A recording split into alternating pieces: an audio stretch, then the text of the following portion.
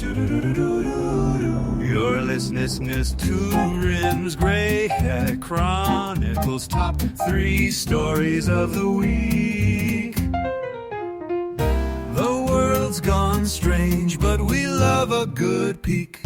From shadows deep to the global stage, we bring the truth from age to age. With harmony bold and a skeptical tone, we dig up the news they don't want known. So stoke the fire and have a seat. This week's top 3 can't be beat. Pilgrimsgrey Chronicles.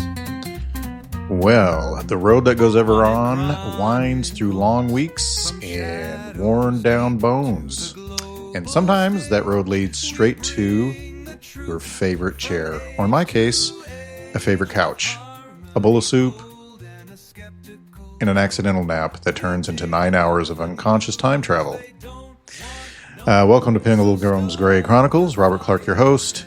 So yes, Friday night show didn't go up on time. Not because I was silenced, not because shadowy forces knocked out the signal, just because I, like many of you, had one of those weeks where the spirit was willing but the eyelids were not. So no scandal, no drama, just the human condition served up with a side of exhaustion, for which I apologize. And hey, I figured it was better to come back rested and sharp than show up groggy and sounding like, a Nephilim after a 3-day bender.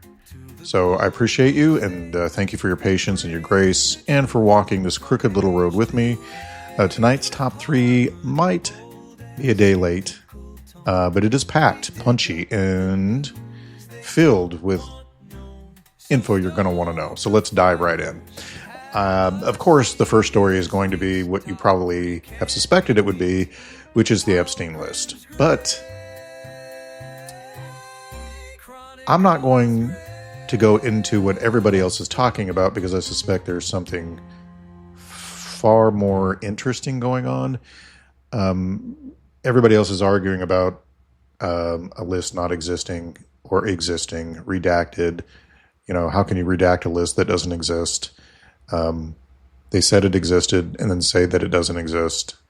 And I always feel like if that's what they're discussing in the mainstream, then it's probably not really needs to be what is being looked at. Because if they're allowing it to consistently be discussed in popular media and things of that nature, then my guess is it's what they want you talking about. So I decided to take a different approach. So while headlines scream about the redacted Epstein list and names that didn't appear, we're asking a different question tonight, or this morning, since it's Saturday now because I fell asleep. What about the names that were always there hiding in plain sight? And this isn't just a scandal. There's a whole system behind this, right? While we're all thinking about names on a list, there's already names out there they don't want you looking at and digging deeper into.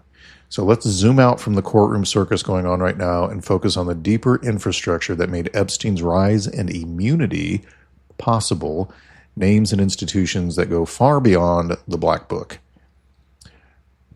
Number 1, the Barr connection, planting the seed early. So if we go all the way back, not to Epstein's trial, not to the island, but to the seeding of the operation, Donald Barr was the headmaster at the elite Dalton School in Manhattan in the early 1970s, a place where East Coast power elites sent their children and where teaching positions were usually reserved for Ivy League graduates with sterling credentials. So how did a 20-something college dropout with 0 teaching experience land a gig there? Enter Jeffrey Epstein, hired personally by Donald Barr to teach math and physics. No degree, no experience, but a door into the corridors of elite families. Now, why would someone do this? And this is where it gets strange. Donald Barr wasn't just a headmaster, he was also a former OSS officer, which was the direct precursor to the CIA. And like many OSS men, he had ties to intelligence, academia, and the hidden apparatus of statecraft. But even more bizarre, and this is really bizarre, bizarre. Donald Barr wrote a science fiction novel in 1973 titled Space Relations. In it, a diplomat visits a planet where teenagers are kept as sex slaves by an elite class of rulers. Yes, really. So a non-academic OSS-linked schoolmaster writes a fantasy about ruling class sex slavery and then hires Epstein? But there's nothing suspicious about that at all, right? It's just the normal state of things. Just probably a complete and total coincidence. And then fast forward, Epstein spends only a year at Dalton, but during that time, he meets the children of ultra-wealthy families, including Alan Greensburg of Bear Stearns, who later recruits him into finance, setting off the chain of events that made Epstein's wealth and cover possible. But it doesn't stop there. No, that would be too boring, right? Although the science fiction novel thing that's pretty crazy. So fast forward to 2019, and guess who was Attorney General when Epstein was finally arrested and mysteriously died in prison? Have you guessed? I'm sure most of you who know the story already have, but for those of you who have never heard, Bill Barr, Donald Barr's son. And here's the kicker. Bill Barr was previously legal counsel for Epstein's financial backer, Leslie Wexner, Victoria's Secret and The Limited guy. So the DOJ under Barr's watch did not prosecute Epstein's key associates, didn't pursue the intelligence angle, and couldn't manage to keep him alive during one of the most high-profile incarcerations in recent U.S. history. It's like the Franklin scandal in Nebraska all over again. Just covered up, nothing to see here. One Barr gives Epstein his first golden ticket into elite society. The other Barr oversees his final cover-up. Coincidence or continuity? I say continuity. These people are they don't just let anybody in their inner circles. So there's no way this is a coincidence. And then we have the Maxwell legacy, right? Mossad's princess and the curriculum of control. So you've heard of Ghislaine Maxwell's name being tossed around in the Epstein saga, and most know her as the glamorous socialite who helped Epstein do terrible things, right? That's the general knowledge. But Ghislaine wasn't just a pawn. She wasn't even a partner. She was the continuation of something way older, darker, and much more dangerous. So to understand Ghislaine, you have to understand that her father, Robert Maxwell, right, triple agent, kingmaker, and propagandist. He was born Jan Ludwig Hyman Benjamin Hoch in Czechoslovakia. Maxwell rose out of World War II with murky intelligence ties and quickly embedded himself in British high society, where he built a media empire with a carefully polished surface, but behind the scenes, he was a triple agent, working simultaneously with MI6, the KGB, and Mossad. Yes, all three, and none of them trusted him, but they all used him because he was a useful tool. His publishing company, Pergamon Press, specialized in scientific and academic literature, quietly becoming one of the largest purveyors of elite knowledge in the world, or at least what they want you to know. But that was just the beginning, right? Because in 1988, Maxwell made a bold move in acquiring a company you may have heard of. He acquired Macmillan Incorporated, one of the most powerful educational publishing houses in the entire Western world. And through Macmillan, Robert Maxwell became the invisible editor of school curricula in the United States through connections in the Library of Congress, the United States, the UK, Canada, and beyond. Textbooks, science materials, children's books, teachers' resources, college syllabuses, all under the control of a man who was simultaneously laundering intelligence data, funneling money to the Mossad, and manipulating geopolitics. That is, of course, somebody you would definitely want writing your history books, right? And teaching your kids everything the elites want them to know. The man whose daughter ran the Epstein blackmail ring was also shaping the education of, yes, your children. And as far as I know, still is. So that's not hyperbole. It is totally verifiable history. It is not the realm of tinfoil hat or conspiracy or whatever. And I frankly don't think that the word conspiracy even ought to be a negative term in our vocabulary, but our CIA is so good at psyops that most people associate conspiracy theory with tinfoil hats. That's how successful they are. So in 1991, Robert Maxwell was found dead, floating in the Atlantic, mysteriously fallen off of his yacht, the Lady Ghislaine. The official story, accident, but the real story, a man who had become too powerful for his handlers. He had stolen hundreds of millions in pension funds. He was suspected of holding blackmail leverage over Israeli leaders. That's a death sentence right there, right? If you don't have a kill switch, which he must not have. And by kill switch, I mean it's something to protect you. If they kill you, then stuff gets released. It's the switch. You're killed. The switch is turned because you've been killed. And you have certain things in place. I mean, anybody who's seen the blacklist knows, you get killed, certain information is released, and that's what keeps you alive. And that's the way you have to operate in these circles because you can't trust anyone. How wonderful that must be, right? And when he died, 6 Mossad directors, past and present, attended his state-level funeral in Israel. That's not how you bury a newspaper mogul. That's how you bury an asset. So what happened after Robert Maxwell's suspicious death? Well, Ghislaine, his youngest daughter, fled Britain and resurfaced in New York high society. Within months, she had embedded herself in the life of a man named Jeffrey Epstein. And now think about this. She didn't need his money. Her family was loaded. She did not need his status. She had ties to British royals, Israeli elites, and French aristocracy. She didn't need protection. She was intelligence royalty. Ghislaine didn't join Epstein. She was assigned to him. And her job, groom the girls, manage logistics, maintain the Rolodex of power players, and handle surveillance, compartmentalization, and crisis management, just like her father.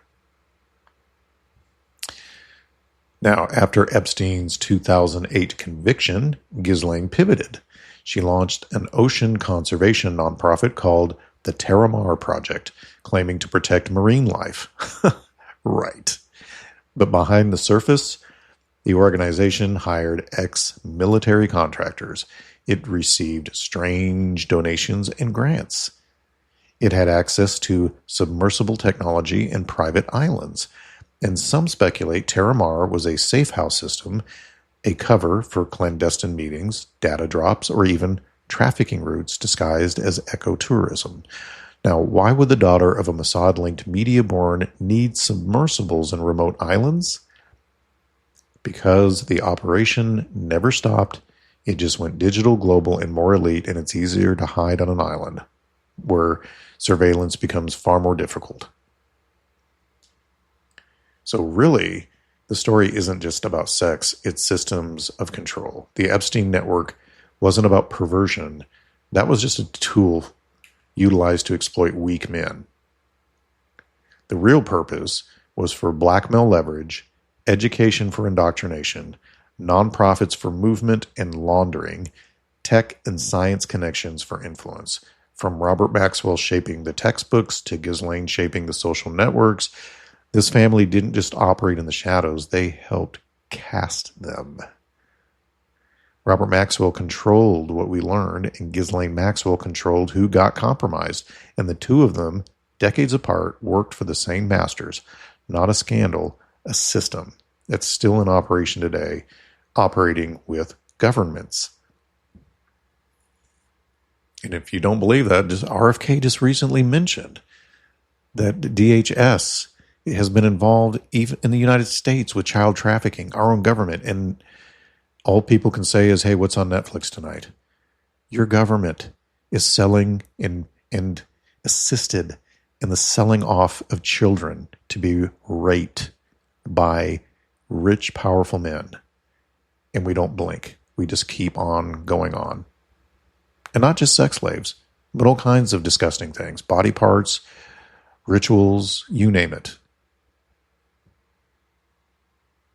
So the public's obsession with seeing celebrity names distracts from the real mechanics. Epstein's operation is a tool for those above, even the Clintons, Gates, or Royals. You know, think RAND, CFR, Mossad, CIA, and compromised global banking elites. CFR is really sort of what the Illuminati became when they, or at least one of their different branches when they were discovered. They just had to change names and created several splinter groups, and the CFR is one of them. So, the Epstein story isn't about who flew in on a jet. It's about why those flights didn't raise flags, who protected him, and how the machinery beneath the world stage remains untouched, and the truth isn't redacted, it's redirected, and they're still protecting it all. Who cares about the names on the list? Care about who's protecting it. I mean, we all suspect it's probably all of them. Every person in a position of power. And we could start with one of the biggest players in the room in all of this, USAID, the United States Agency for International Development. Now that sounds super helpful, doesn't it? Just like the Patriot Act sounds so patriotic in its title. Humanitarian aid, right? Infrastructure, health programs. But that's only half the story. And they love the exterior facade of light and helpfulness and the bright shining knight in armor. But they use that as a shield, right? Behind the scenes, USAID has been repeatedly exposed as a front for U.S. intelligence operations, particularly what the OSS became, the CIA. In Latin America, USAID programs were used to foment revolutions and fund counterinsurgency propaganda. In Cuba, they tried to launch a fake Twitter-style app to destabilize the regime. In the Middle East, funds labeled education or women's empowerment often went to private security contractors, regime change operatives, or intelligence assets. And guess who Epstein was connected to through his shady charities? Science grants, and educational outreach. That's right, USAID-backed entities. So this wasn't just about helping people, it was about moving money, seeding ideologies, and building influence pipelines that could operate with diplomatic immunity. Get it? And then remember from our show Monday, if you listened, if not, why are you not listening? You need to subscribe so you don't miss episodes, so you can keep up with what's going on in your crazy, mixed up, horribly evil world so that you aren't caught off guard and you know things, right? Chabad houses, right? This is something a bit more sensitive and more covert because apparently to talk about anything that is Israeli related can get you in trouble. So on the surface, Chabad Lubavitch is a Hasidic Jewish outreach movement. Their centers, just like USAID, are all over the world offering meals, prayer, and community to Jews in foreign lands. That's all very noble. But just like USAID, they're never going to openly operate their evil. It's always going to be hidden behind a facade of beauty, grandeur, and nobility. And we're here to help the little guy and those disenfranchised. But the reality is they go into places like this and they traffic the kids. And they smuggle drugs. And they do all sorts of horrible operations. And it's just shameful. And most people don't know this. Chabad houses are often positioned in specific strategic geopolitical zones, ports, capitals, financial districts, and war zones. They operate with religious protections, making them harder to surveil. And several Mossad-linked operatives have used Chabad houses as staging grounds or cover locations. In fact, some Israeli security veterans have openly admitted that Chabad facilities are ideal for logistics and safe passage operations. And then, again, like we mentioned Monday, there's Jared Kushner's son-in-law to Trump and key Middle East negotiator, lifelong Chabad devotee. His family has deep financial ties to both Chabad rabbis and Israeli intelligence circles. So what does this have to do with Epstein? Well, I'm glad you asked. Ghislaine and Epstein were known to frequent Chabad-friendly events and circles. Several of Epstein's close financial allies, including Benny Stenmites and Ehud Barak, had Chabad connections. And when you look at the Epstein orbit, the same cities, same countries that housed Chabad centers housed his safe houses. But I'm sure that's all just a coincidence. I feel like I should be Tyler Hansen right now. This is all for entertainment purposes only. I really don't believe any of this. It's all just a game. I'm just here to entertain you. None of this is real. Then come the NGOs, non-governmental organizations, if you didn't know what NGO meant. You hear it in the news all the time, right?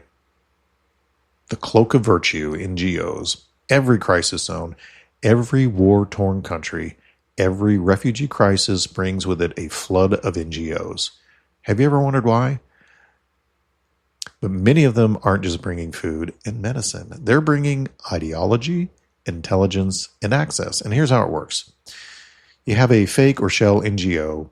They're created to funnel foreign aid into covert operations. Aid workers may actually be intelligence operatives or private contractors. Not all of them, obviously, but you get the idea. Epstein funded or partnered with several science education NGOs that had no clear outcomes, mysterious grant origins, and ties to globalist institutions. The nonprofit world became a veil of innocence, shielding the trafficking of money, data, and, in darker corners, people. So when you weave all of this together, what do you get? You get a hybrid global system where USAID moves the money and mission, Chabad houses and other religious safe houses provide logistics and cover, and NGOs offer plausible deniability and international reach. Well, they all kind of do that, but you get the point. It's a nice network, right? This was the true support network behind Epstein and likely behind many others like him. Like, again, the Franklin scandal. They'd had plenty of time to perfect their web of disgustingness. So a modern-day Mystery Babylon, really cloaked in piety and philanthropy, but driven by control, manipulation, and a war on God's design. And again, this isn't about blaming any one group. It's about exposing the structure, the ghost network, that allows men like Epstein, who, if he's not really dead, which I don't think he is, he would just be replaced by somebody else. But anyway, men like Epstein to not just exist, but to be able to operate freely for decades, protected by invisible hands. And that ghost network is still very much alive, operating fully, and still funded. And that is why they'd rather have you arguing about the list than digging into how the operation works, which is what I'm trying to help you understand. That's how the operation works. All these alleged nice groups. And then, of course, if you say anything, like, I'm just a little, small thing, growing, I've only been in operation since January. But our audience is growing as people discover it, thanks to you and your outreach. And I would appreciate you sharing more and more and more, please. Please go out and share as much as you can. I don't care where you're at. If you also are on X, share something like this as much as you can on X, not just once. Anytime a conversation comes up and there's a debate, just pop in the video. It helps. Every little bit you do helps. And we need to outreach to as many people as possible and wake people up. So, again, it's not just who was on the list. It's about who built the hallways they moved through, right? And those hallways, they look an awful lot like embassies, aid agencies, and places of worship. Do they not? Now, again, we did cover this in depth during Monday's episode, but now I want to bring something full circle because Epstein didn't operate in a vacuum. He operated within a network of protection, and Chabad Lubavitch centers were part of the architecture. We have key Epstein associates, financiers, lawyers, and handlers that were seen frequenting Chabad centers in cities like New York, Tel Aviv, and Paris. The Kushner family, lifelong Chabad devotees, maintain close ties to many of these same players, Ehud Barak, Benny Steinmetz, and other intelligence-linked figures with ties to Epstein. And again, this isn't anti-Jewish rhetoric, it's documented strategy. Chabad houses offer legal religious protections. They operate globally in high-value intelligence zones. They serve as ideological and logistical safe havens under the radar of state surveillance. It's why they use them. Epstein didn't just have friends. He had infrastructure. And part of that infrastructure was woven into spiritual clothing, a perfect cloak for men of secrets, cameras, and blackmail files, right? So, while they deny the list ever existed, we already know the map. And that map includes Chabad, USAID, and NGOs, not as helpers, but as highways or hallways. So, they want us fighting over which Hollywood actor or washed-up royals were redacted. But the real question isn't who's on the list, it's who got immunity while running the show. And the answer is, I'm afraid, much darker. So here's a few names and entities shielded by the system, right? And you can look each one of them up and do investigations for yourself. I'm just going to give a small list because this is supposed to be a short show on Friday nights. Leslie Wexner, billionaire, founder of L Brands, Victoria's Secret, Bath and Body Works. Epstein wasn't just his friend, he was his financial proxy with full legal control over Wexner's vast assets. And Wexner gave Epstein a $77 million Manhattan townhouse, essentially making him untouchable. Not indicted, not even questioned under oath. And then Ehud Barak, former Israeli prime minister. He frequented Epstein. He was a frequent Epstein associate. Seen entering Epstein's residences, had businesses and intelligence ties, owned a company that received funding from Epstein-linked entities, also heavily embedded in Chabad networks. Not even questioned, nothing happened. Alan Dershowitz, high-profile attorney and constitutional law lawyer, named by Epstein victims as one of the men involved. Dershowitz helped negotiate Epstein's infamous 2008 sweetheart plea deal, possibly protecting himself in the process. Still on mainstream media panels. Nobody seems to think anything of it, and apparently nobody cares. Or maybe they're afraid of libel suits, I don't know. And then Leon Black, billionaire co-founder of Apollo Global Management, paid Epstein $115 million for financial advice after Epstein was a registered sex offender. Now, he did resign under pressure, but guess what? Never prosecuted. Bill Gates. Yes, your friend. Windows creator, Project Thanos supporter, that Gates. He had numerous meetings with Epstein after his conviction, gave vague answers when questioned, and was reportedly urged by Melinda Gates to cut ties. The media completely downplayed it, and everybody moved on. What's on Netflix tonight? And then the Council on Foreign Relations, one of the Illuminati branches that was created after everybody had a cow when the Illuminati was discovered back in the late 1800s, early 1900s. Epstein was a donor and member.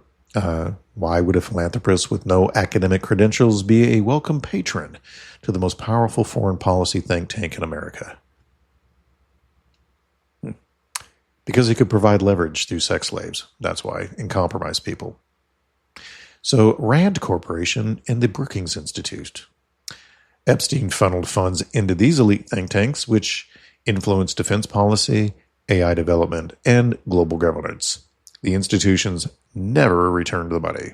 They quietly erased his name. Oh, yeah, Epstein who? We don't know who you're talking about. Oh, we received money from, well, we received money from all kinds of people. I'm sure it was, just overlooked. Right. MIT Media Lab. Epstein gave millions through shell donors. Emails revealed internal panic about covering it up. Director Joy Ilto resigned, but no deeper probe was ever done. It never is. They don't want people digging into this. JP Morgan Chase, the bank managed Epstein's money after his conviction. Internal executives joked about this, human trafficking allegations, then kept handling his wire transfers. Only when the pressure hit did they offer settlements, and the feds still let their executives walk. You know those men had to know. No questions, no prosecutions, no investigations, let them go, just like the Franklin scandal. The CIA took it over and said it was a matter of, the CIA to handle. And then nothing was done. They just cleverly swept the Franklin scandal under the rug because it involved all the same things.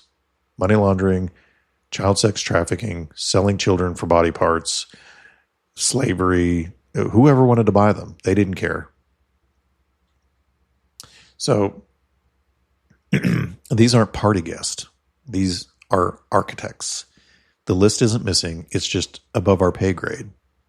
And that's why the media won't show you the truth, because the media is owned by the same people who own the institutions that shielded these monsters. They're still shielding them and protecting them. So, to close out story one, while they want you arguing about movie stars, the real puppeteers, the financiers, the advisors, the policymakers are still on the board, still running the game, and still buying immunity. Epstein was never the disease. He was just the symptom of a system that we just laid out for you. There's far more to it, but I've given you enough details that you can start digging for yourself and check all of that out. You can start with the Franklin scandal. And even prior to that, look into these other folks. Look into the CFR and how it has ties to the original Illuminati. And how it has ties into all of this. So story 2. The script is unfolding. Lebanon burns. The architects rejoice.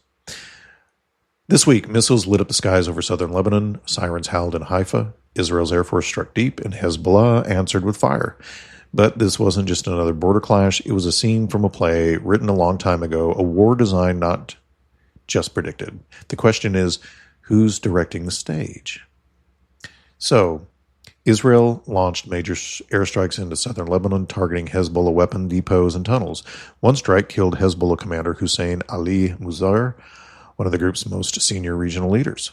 In response, Hezbollah unleashed dozens of rockets across the border, triggering widespread alerts across northern Israel. U.S. envoy Thomas Barak rushed to Beirut, calling for Hezbollah's disarmament, even as U.S. warships moved into the eastern Mediterranean.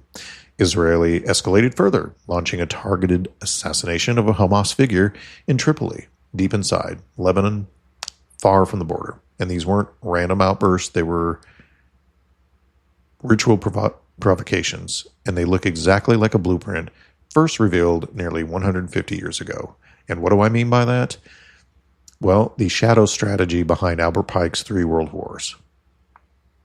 If you recall, in 1871, an infamous letter allegedly written by 33rd degree Freemason Albert Pike, the plan for 3 global wars was laid out. The Third World War, he said, must be fomented by using the differences caused by the agents of the Illuminati, which is now the CFR and other groups, between the political Zionist and the leaders of the Islamic world. Does that sound familiar? Political Zionism, Israelis' hardline government pushing temple provocations and air raids, and the Islamic world, Hezbollah, Iran, Hamas, all preparing for retaliation. Plus, we have the added complication of the fact that Iran is not kowtowed to the central banks either. They still, like Gaddafi in Libya and others, their own currency, backed by their own assets and things of that nature. And the central banks don't like that. They want everybody as a part of their global debt system, right? To enslave not only the people of the country, but the people who run the country. And then the agents of the Illuminati who stir the pot, fund both sides, and await the chaos they can shape into control, which in this case will be a novus ordo seclorum, which means a new order for the ages, their one world government. That was the plan, according to Albert Pike. And it's not prophecy when you are the people behind it, controlling it, including even the formation of the State of Israel to accomplish this Third World War. So, this wasn't just another skirmish. This was a deliberate escalation, targeting key symbolic players, striking farther and deeper than before, drawing in more international attention, setting the groundwork for a broader flashpoint, one where the West may enter under the banner of peacekeeping. And just like Pike envisioned, once the Islamic world is provoked enough into full rage and the political Zionists feel cornered, the system will offer a savior. But it's not going to be the real one, of course. But remember that the vast majority of citizens around you who are not awake, this is why I ask you to share the show so that you can help them wake up, they'll buy into it. I mean, it's pretty clear that people can be suckered by mainstream media psyops into believing in a particular person as the savior of everything. Remember, they will say, who is like the beast and who is able to make war with him? He is a man of peace, and he brings peace through strength. So, think spiritually. Think seed war. The false peace treaty needs a crisis to justify it. It'll be the beginning of their Novus Ordo Seclorum. The man of peace needs global panic to make his entrance, and Mystery Babylon needs a smokescreen, one that only a global war can provide. As missiles fall, the serpent smiles, right? Because it's not about land or politics, it's about souls and the reset of power before the true king returns. So when Pike wrote that letter, it was theory, but planned one. And when missiles rained on Lebanon this week, it became theater. And the curtain hasn't even risen on Act 3 yet. You can just hear the band warming up. Story 3, the tech of the gods, AI, UFOs, and the coming lie. This is a lot of what our band's album was about right here. If you haven't listened to it, check it out. We are on every streaming thing out there. I use Spotify, but if you use Apple or whatever, but the band we are Pilgrimsgrey, and our album was called 11sies, and we have another one coming out this fall called 12s. So, story 3. So while the world watches bombs drop and billionaires argue, something stranger is unfolding. A strange unity is forming across governments, militaries, and media. Suddenly, they all agree on one thing, besides the Antarctic Treaty. We are not alone, but here's the twist. It's not disclosure. It's deception powered by tech, polished by AI, and soon to be cloaked in light. And what do I mean by that? Well, if we look at some of the headlines, new bipartisan U.S. legislation was introduced to fund deeper study of non-human intelligence, encouraging interagency coordination and public readiness for first contact. DARPA and the DoD revealed new AI human integration systems for, quote, cognitive warfare, designed to anticipate emergent threats. NASA confirms strange synchronized activity between Earth observing satellites and UAP sightings over the Pacific. Military briefings classify the pattern as, quote, structured intelligence.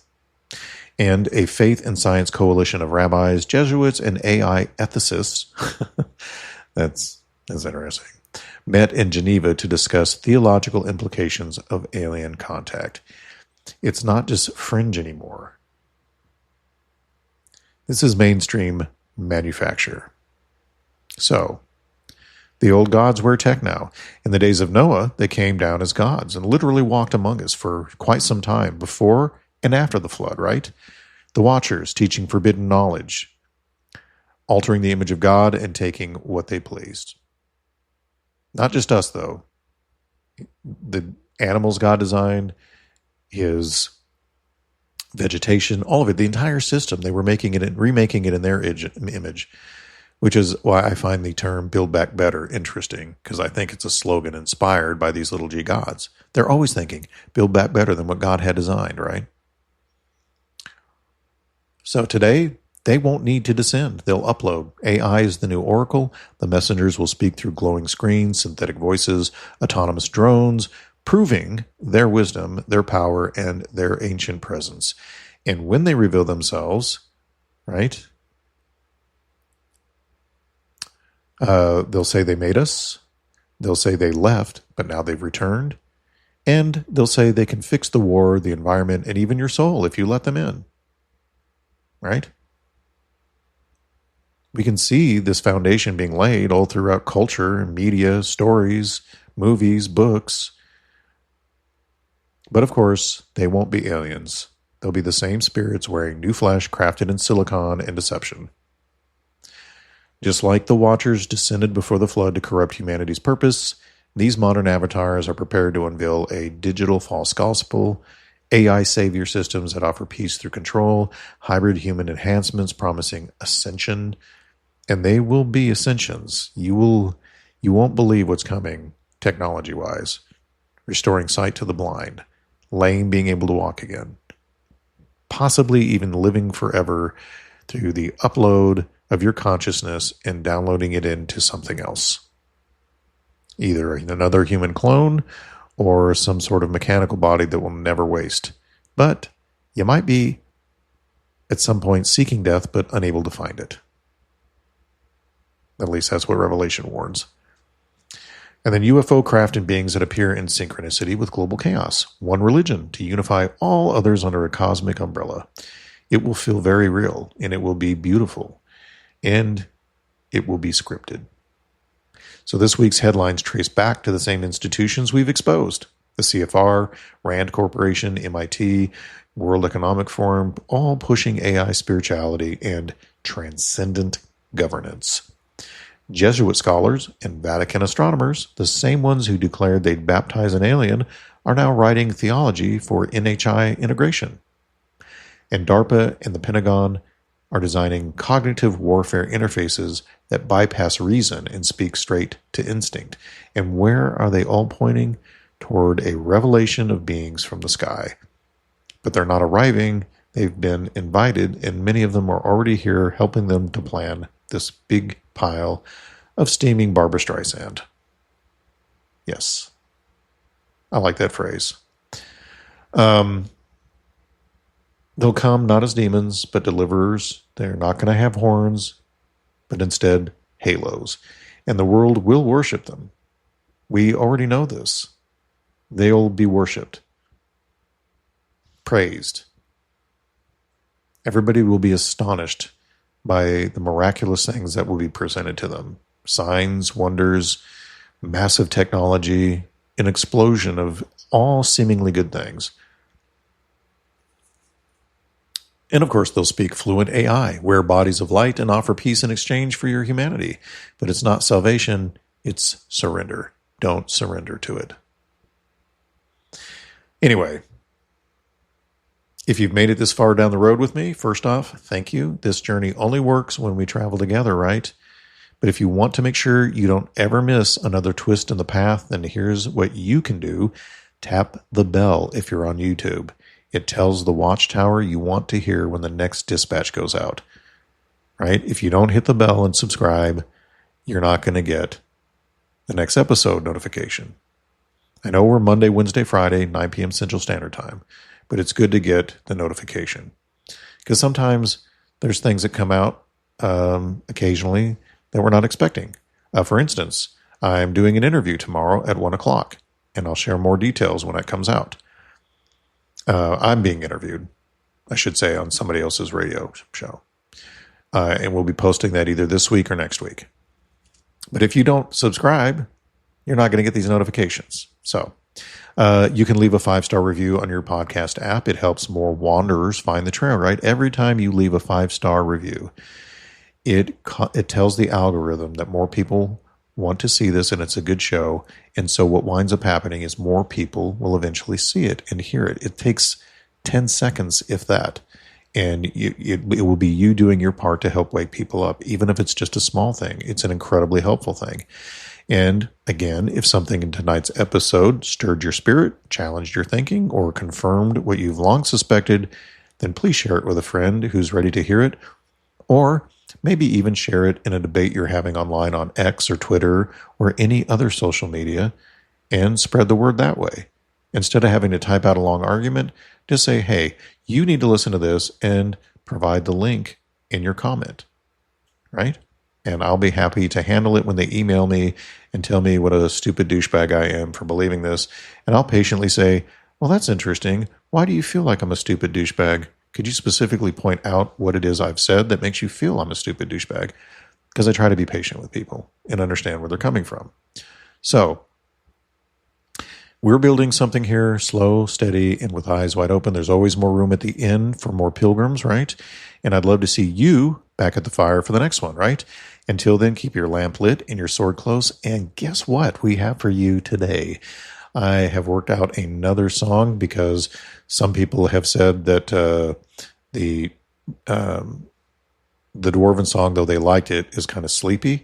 Well, guess what I've done? I have created a song that's more along the lines of 70s rock anthems that I love. Like I love bands like Slade and Sweet and some of these others like Ballroom Blitz. I've always loved that song. It's a great tune, right?